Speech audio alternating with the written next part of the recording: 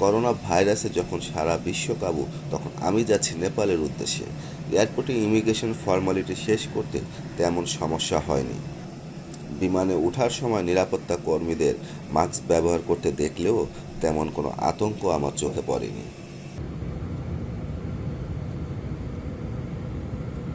বিমানে উঠেই উপভোগ করতে লাগলাম হিমালয়ের, আর এই সুন্দর মুহূর্ত আপনাদের সাথে শেয়ার করতে আমি ভিডিও করে রাখলাম।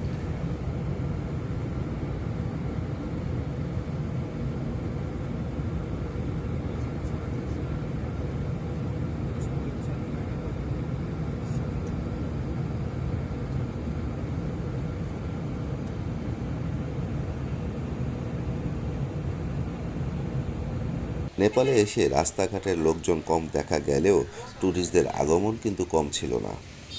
সন্ধ্যা পর্যন্ত হেঁটে হেঁটে আশেপাশে সব কিছু দেখলাম। ভালোই লাগছে, ভালো লাগবেই না কেন? যেখানে পৃথিবীর সর্বোচ্চ মাউন্ট এভারেস্টের দেখা মেলে সেখানে কার না ভালো লাগবে।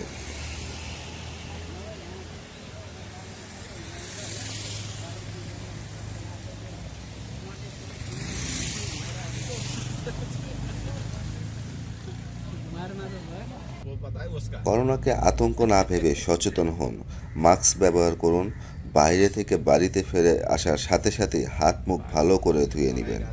নিজে নিরাপদে থাকুন, পরিবারের সবাইকে নিরাপদে রাখুন। ধন্যবাদ।